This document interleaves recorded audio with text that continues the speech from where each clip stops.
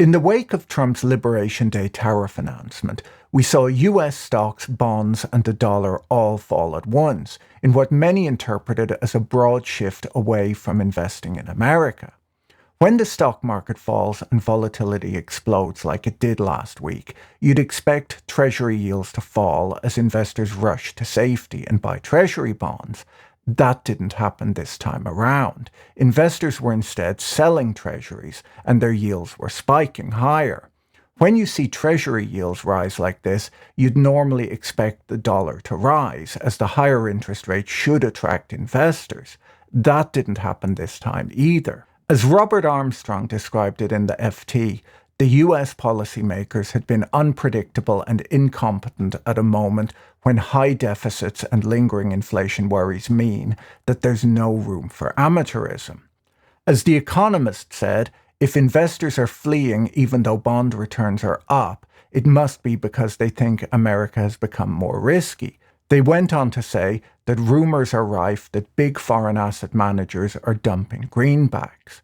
These wild swings in the bond market and the fall in the dollar, by most accounts, caused Trump to announce a 90-day pause on tariffs. Well, I thought that people were jumping a little bit out of line. They were getting yippy, They were getting a little bit yippy, a little bit afraid, unlike these champions. During the market chaos, we saw other safe haven markets rise as money moved into German, Japanese, and Swiss government bonds, along with gold. The head of foreign exchange research at Deutsche Bank wrote in a note that the market is reassessing the structural attractiveness of the dollar as the world's global reserve currency and is undergoing a process of rapid de-dollarization. Many compared the sell-off in US assets to the British market turmoil in 2022, when Liz Truss announced sweeping tax cuts that she said she would pay for with massive government borrowing. Larry Summers, the former US Treasury Secretary, wrote on Twitter that the broader sell-off suggested a generalized aversion to US assets in global financial markets. And he went on to say that we're being treated by global financial markets like a problematic emerging market. Ray Dalio, the hedge fund manager, who has been warning for the last 3 years that the US could lose its reserve currency status, said that we're seeing a classic breakdown of the major monetary, political, and geopolitical orders. He said, when you reach the part of the cycle that you have to borrow money to pay debt service, and the holders of those bonds say it's a risky situation, in the private debt market, we call that the debt spiral. In one of his YouTube videos from 3 years ago, Dalio describes how he has studied the 10 most powerful empires over the last 500 years, along with the last 3 reserve currencies, and how global leadership changes. He says in the video that he has found that there are 250-year economic cycles where empires rise and fall. He argued back then that we're living through a change in world leadership today, and the question isn't if we're in the middle of a changing world order, it's how deep in we are and what can we do to prevent this change before it's too late. The most worrying market event of the last few weeks was the spike in US Treasury yields and the correlation that was seen between stocks, bonds, and market volatility. While markets have since calmed down, investors are still concerned that foreign buyers are stepping away from US Treasuries and now wonder if it's wise to apply a risk premium to US assets. Some have even suggested that China might have been dumping US Treasuries last week to put Trump under pressure to walk back his tariffs. So is Ray Dalio right? Should we be concerned about the US dollar losing its reserve currency status? Before we dig into that, let me tell you about this week's video sponsor, Cove Pure, who sent me their new CP16 water filtration system to try out. The CP16 sits on your countertop and requires no plumbing. The 2 filters eliminate up to 99% of contaminants, including heavy metals, microplastics, forever chemicals, and arsenic. Obviously, you don't want any of that in your water. It comes with a built-in water jug that you can bring to the table during meal times. I drink a lot of tea and coffee, and if you go to a good coffee shop, you'll notice that they have big water filtration systems, as filtered water improves the taste but also reduces the maintenance needed for their coffee machines.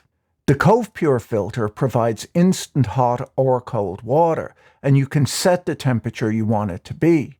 If you drink green tea, you ruin the flavor by using boiling water. You're supposed to use 80 to 85 degree water, which is hard to get right with a kettle, but it's easy with the Cove Pure. I like this so much that I'm planning on getting a second one for my office.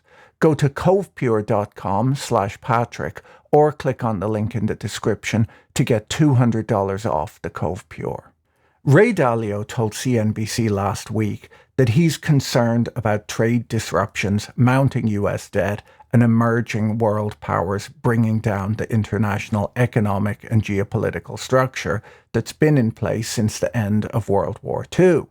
He said that while Trump's tariffs have understandable goals, they're being implemented in a very disruptive way that creates global conflict. He called for a trade agreement with China and said that Congress should reduce the federal deficit to 3% of GDP, saying that the very value of money is at stake. While I agree with Dalio that the trade chaos that we have seen in recent weeks is bad for the United States, and I worry that other unconventional ideas that some of Trump's economic advisors have been discussing, like Stephen Moran's Mar A Lago Accord, are extremely worrying, I don't agree that the dollar will lose reserve currency status anytime soon, simply because there's no reasonable alternative to the dollar right now. If you're interested, I'll discuss Moran's Mar A Lago Accord towards the end of the video. The US dollar first took on reserve currency status in 1944, as World War II was drawing to a close. That year, representatives from 44 nations met at a hotel in Bretton Woods, New Hampshire, to hammer out a new financial system for the global economy. Out of Bretton Woods came the World Bank, the IMF, and most importantly, a new role for the dollar as the international reserve currency.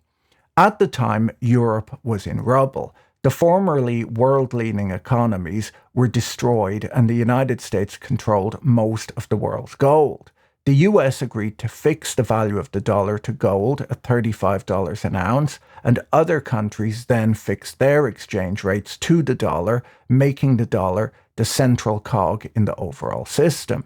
In 1971, Richard Nixon suspended the convertibility of the dollar into gold, and the fixed exchange rate system became a floating exchange rate system, but the dollar still remained at the center of it as the international reserve currency. The dollar's special role has long irritated politicians from other countries, and the French finance minister in 1960 famously complained about America's exorbitant privilege, as the US could print paper to buy physical goods from its trade partners. Other countries, he argued, had to create goods to earn currency. In 2022, when Russia invaded Ukraine, the United States was able to sanction Russia, freeze their dollar reserves, and cut them off from the global financial system. A number of world leaders expressed concern at the time that the United States could weaponize the dollar and access to the global financial system. At the time, this wasn't a huge concern for most countries, as they didn't envision a world in which they were at odds with the United States. Most international leaders felt that if you weren't planning on a war of aggression, there was no reason to worry about the weaponization of the dollar. That's how the thinking went at the time, anyhow. US government debt has long been the preferred place for central banks around the world to store their reserves because of the size and strength of the country, the safety and tradability of its debt, and the dominant role of the dollar in international trade and finance, and of course, the rule of law. As the FT pointed out this week to highlight the global importance of the dollar, while the US only accounts for a quarter of the global economy, more than 57% of the world's foreign exchange reserves are held in dollars. About 60% of all international loans and deposits are denominated in dollars, and 70% of international bond issuance is too. In foreign exchange, 88% of all transactions cross-reference the dollar, as while there may not be a liquid market between two small currencies, there will be a liquid market between each of them and the US dollar. The FT points out that even physical US banknotes are widely held abroad, where about half of all US banknotes in issue are held by foreigners.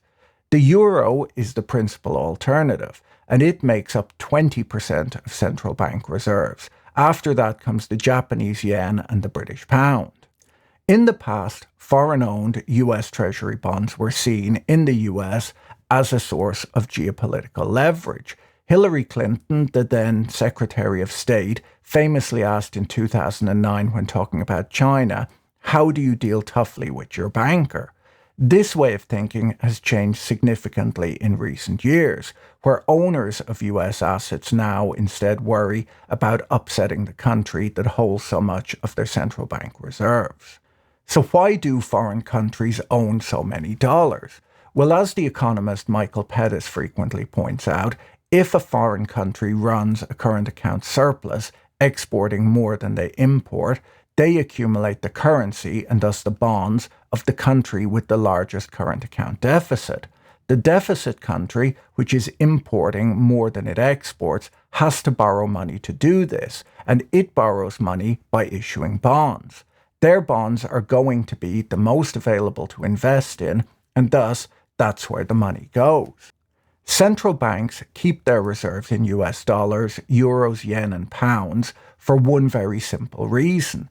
Only those economies and financial systems are large enough, open enough, and flexible enough, and trustworthy enough to accommodate large trade deficits. But the badge of honor associated with being a reserve currency does come at the cost of a nation's ability to manage its debt levels.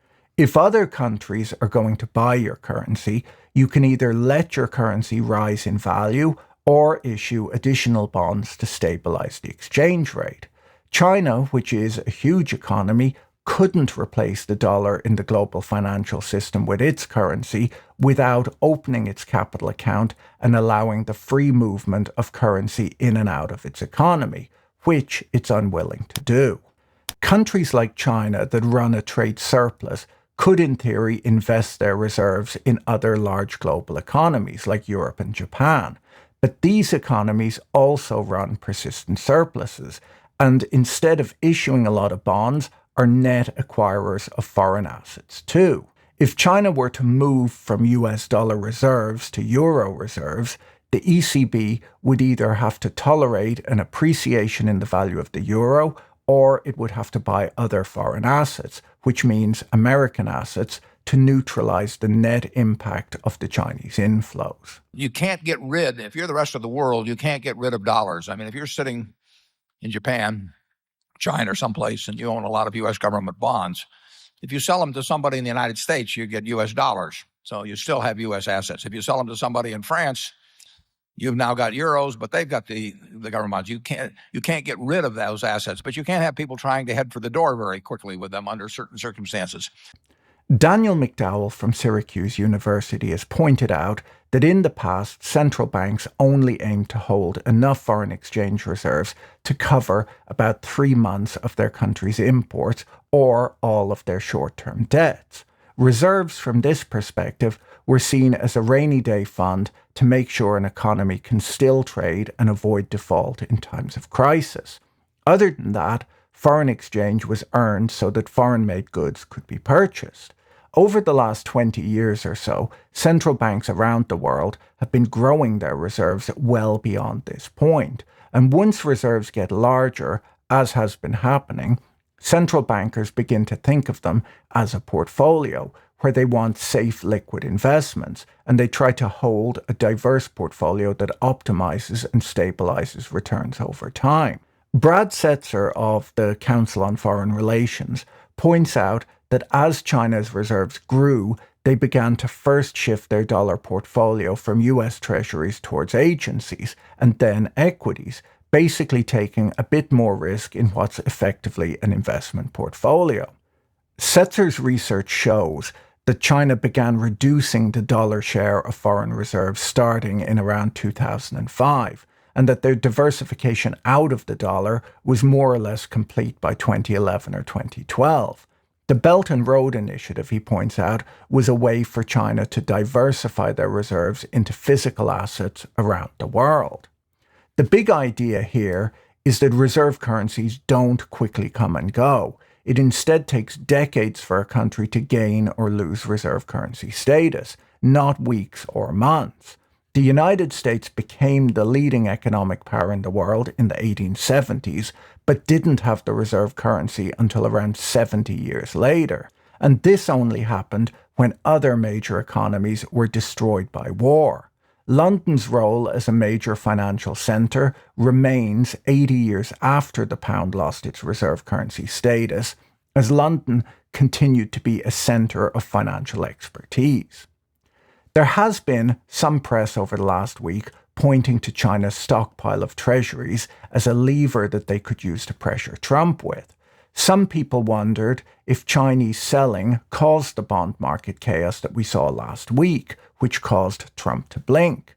China is the number 2 holder of treasury bonds, coming in right after Japan, and they own $759 billion worth of US debt. We can't quickly work out who was selling bonds last week or why, as there's no real-time data available, but if China decided to do that, they would be harming the value of their investments in order to hurt the United States, which may not make a lot of sense. Chinese treasury holdings have been steadily falling to the lowest level since 2011, according to the US Department of the Treasury. But it's not easy to know their exact holdings. Brad Setzer points out that some of China's foreign asset holdings show up in the Chinese state-owned banks. Additionally, holdings listed as belonging to countries like Belgium are seen as being linked to custodian accounts in China, and these have been growing too. It's quite possible that China and other international investors might not be actively selling US assets, but they may be nervous about buying any more. And a big buyer who walks away will also have an impact on markets. The lower demand will show up in the pricing too. US outperformance in recent years has been a bet on US exceptionalism. Investors bet on America's cutting-edge industries, its unrivaled universities, the rule of law, and a pro-business culture. Janan Ganesh wrote back in January that unlike other countries, the United States never had a specific growth strategy, but whenever growth bumped up against another imperative, the American bias was to choose growth. Ganesh points out that other countries will claim that growth is a priority, but then add an additional priority, which is the one they really care about. The US was different, he said, as whenever growth came into conflict with another priority, for Americans, growth always prevailed.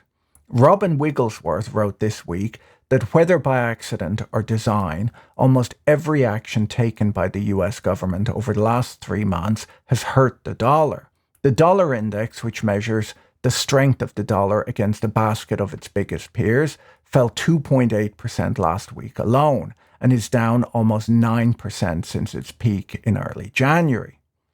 The dollar smile theory is an idea first observed about 20 years ago by Stephen Jen, and it refers to the way that the US dollar typically underperforms other currencies when global growth is moderate, but outperforms when either the US is booming or during times of market stress. In panicked markets, according to the theory, people want to be in dollars for safety, regardless of the state of the US economy. This was clear during the global financial crisis when the dollar rose, and again during the COVID panic in 2020, as investors rushed to the dollar for safety.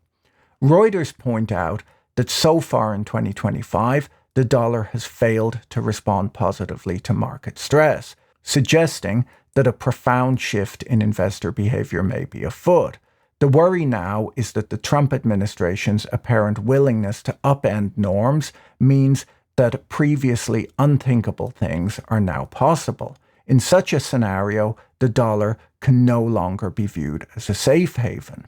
Katie Martin wrote in the FT this week that US stocks carry political risk for the first time. Its bonds no longer act like they're truly risk-free.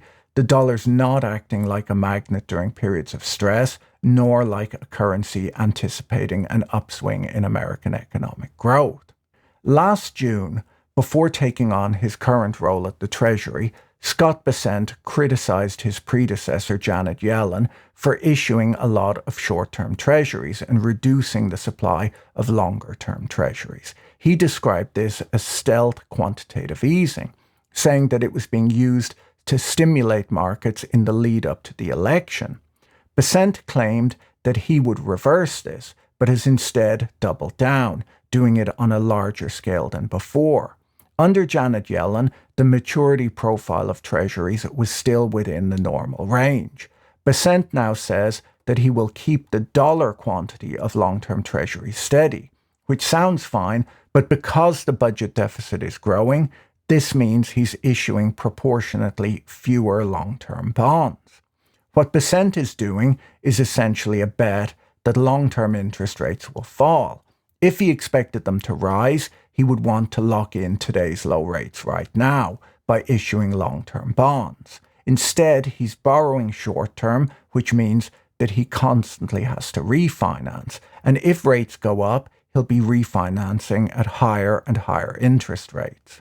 The rapid U-turns in US trade policy are destroying both consumer and business confidence, to the extent that analysts are now slashing their growth estimates and worried that the trade chaos will trigger a recession. If the new trade policies cause inflation and reduce growth, which is reasonable to expect, the Federal Reserve will find itself in a very tricky position. The Fed is already expecting something like stagflation from the current economic policies. If that happens, Powell, or whoever replaces him at the Fed, will have to choose between the Federal Reserve's employment and price stability mandates. The US government already runs a budget deficit of 7% of GDP, which is quite high for a healthy economy. In its quest to renew and extend the tax cuts from Trump's first term, Congress has agreed to borrow even more. The amount the US spends on interest on its debt has exploded over the last 5 years, meaning that higher bond yields would cause big problems. The yield on long-term bonds essentially tells the administration whether they can spend or not. Earlier this month, the House of Representatives approved the Senate's plan for a budget that could add $5.8 trillion to deficits over the next 10 years, according to the Nonpartisan Committee for a Responsible Federal Budget. That's more, they point out, than Trump's first-term tax cuts, the response to the COVID-19 pandemic, and Biden's stimulus and infrastructure bills combined. The US is already spending half of its budget on interest rate expenses alone. Elon Musk's Doge has failed to make any significant cuts to government spending, despite causing huge disruption. A tax cut, combined with lower growth, could spook the bond market, as in such a scenario, you would see debt growing faster than GDP, with no special event to explain it, like the global financial crisis or COVID. In such a scenario, investors could stop buying government bonds and interest rates would rise. Much like with Liz Truss's mini-budget disaster a few years ago, the bond market might not behave for the US administration, making America's fiscal profligacy much more difficult to maintain. If interest rates were to rise rapidly as investors backed away from buying US treasuries, Bessent's decision to lean more on short-term treasuries to fund the government could turn out to be a huge mistake. We're already seeing real-world problems associated with Trump's tariffs. The Dallas Fed's energy survey showed a small increase in activity in the oil and gas sector for the first quarter of 2025. But with oil prices down and the cost of drilling up, this doesn't work for the oil and gas sector. Tariffs on steel have pushed up the cost of new wells by 10 or 20%, according to some estimates. We've already seen a collapse in ocean container bookings since the tariff announcements. The lack of containers arriving at US ports is hitting the trucking industry too, not unlike the way it hit British truckers in the wake of Brexit. Mack Trucks announced this Thursday that they plan to lay off as much as 10% of their workforce in Allentown, Pennsylvania over the next 3 months. Their spokesperson told the press that heavy-duty truck orders continue to be negatively affected by market uncertainty about freight rates, demand, possible regulatory changes, and the impact of tariffs. Most of the big Trump trades that investors placed when the election results were announced are now failing and being unwound. Investors had bet on a strong dollar and a weak euro. They'd bet on cryptocurrencies pushing the price of Bitcoin above $100,000 after the election results were announced. They expected emerging markets to underperform and big American tech firms to outperform. None of this has worked out as planned. A lot of people have been asking if China holds any cards in fighting back against Trump's tariffs. And of course they do. That's where cards are made, after all. The United States is in a stronger bargaining position than China is, as the US is the biggest market for China's manufactured goods. One problem, though, is that the United States can't actually source many of the goods it buys from China internally or from anywhere else. China, on the other hand, can replace its imports from the US more easily, as China mostly buys agricultural produce from the United States. So a big winner from this trade war will be Brazil, who were a big winner in 2019 too, when the first round of tariffs was announced. Brazilian farmers, according to Reuters, are already seeing additional Chinese demand for soybeans. There's been a lot of press about how the US is reliant on China for rare earth metals, which we're always told are crucial for building missiles, fighter jets, and other high-tech products. While that's true, Javier Blas at Bloomberg points out that the United States only imports around $170 million a year worth of rare earth metals, and the majority of them are used in things like motors in power tools and vacuum cleaners. Many of the companies who need these metals have already stockpiled them, and even if the United States had to pay up for them, it wouldn't be a major expense. So, will China blink first in this trade war? Well, once again, that's hard to answer, as it's not really clear what China could even offer Trump in order to satisfy him. Trump, for all we know, may have no desire to negotiate anything with China and may just want the tax revenues associated with the tariffs. It is possible that he believes that this will bring in enough revenue to balance his budget.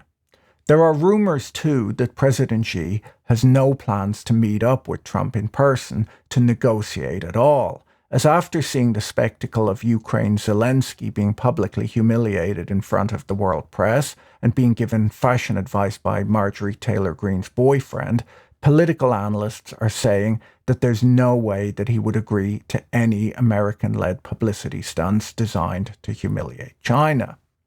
There hasn't been much press about Biden's Inflation Reduction Act of 2022, which authorized $800 billion in renewable energy and climate change spending, which is now projected to cost more than $1 trillion over the next 10 years and possibly between $2 and $4 trillion by 2050. People argue that Trump won't repeal the act because so many jobs in renewables are expected to be created in Republican-led states like Oklahoma, Arkansas, and Mississippi. However, this week the Trump administration issued an order for the leading global energy company Equinor to stop construction at its northeastern U.S. offshore wind project.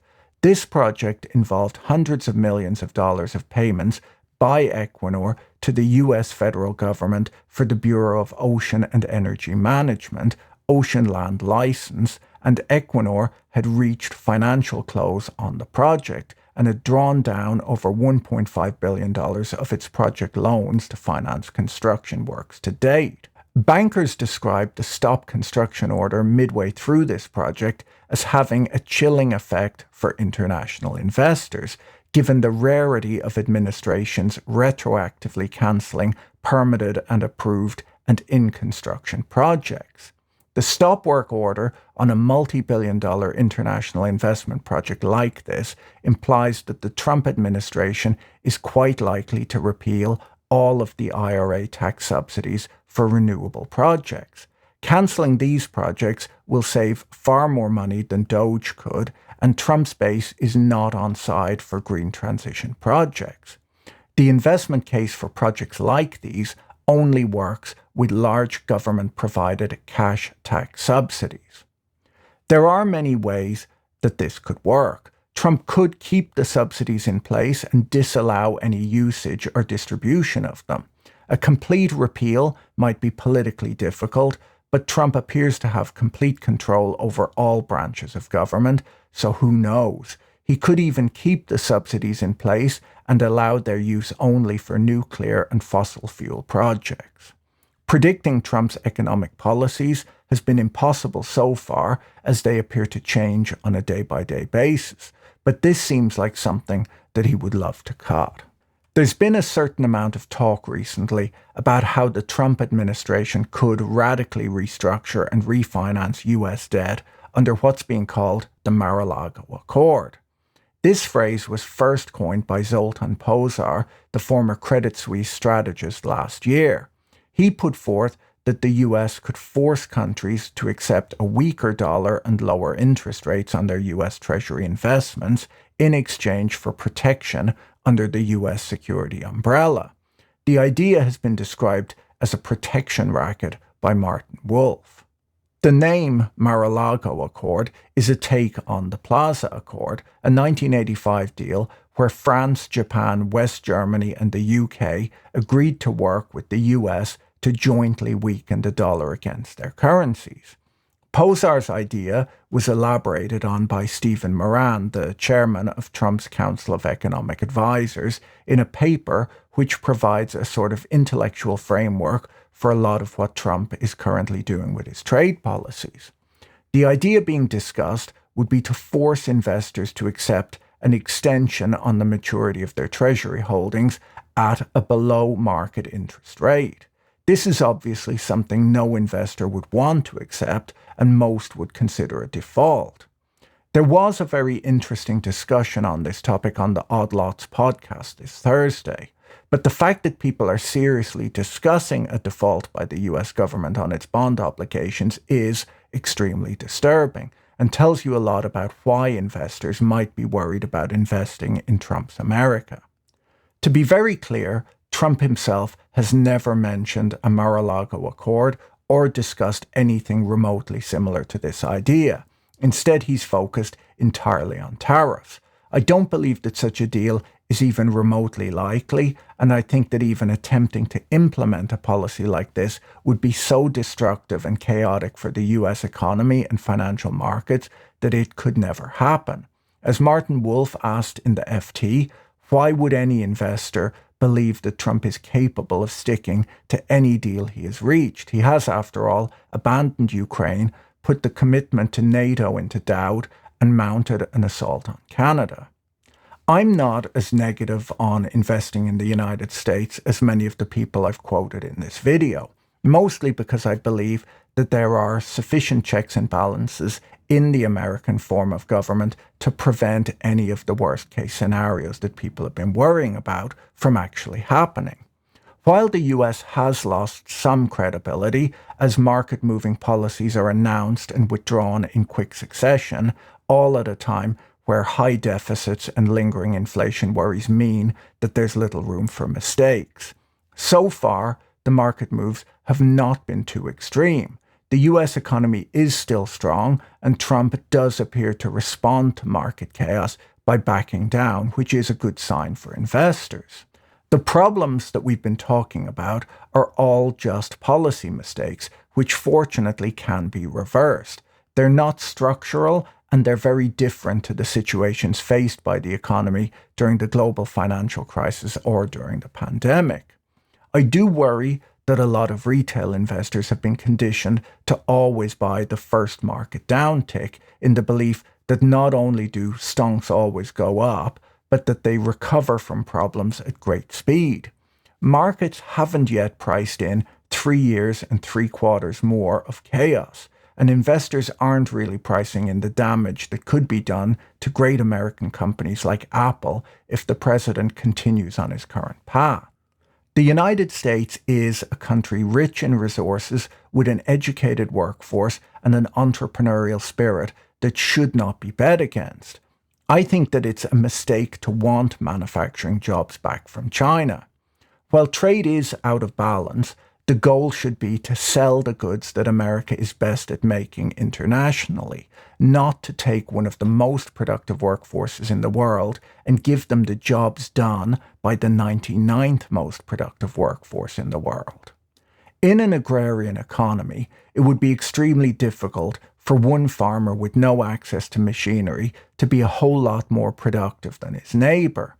With the high-tech businesses that America has focused on, it's possible for one worker to produce digital goods and services that can be sold all over the world, generating much higher productivity, which is far beyond what can be done by hand-assembling mobile phones and toasters.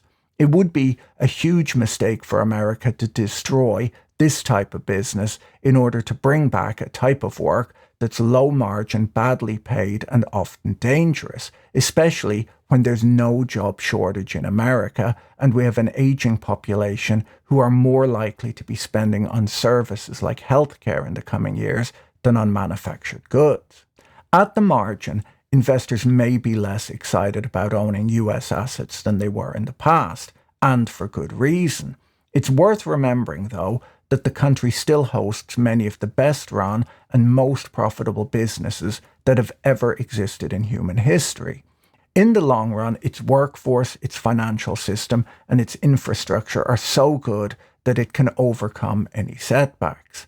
If middle class and working class Americans have a problem, it's that home prices have gone up faster than wages have, and I don't see how reducing the purchasing power of the dollar or taxing imported goods will do anything to improve that situation. If you found today's video interesting, you should watch my video on the frozen real estate market next. Don't forget to check out our sponsor, Cove Pure, using the link in the description below. Talk to you in the next video. Bye.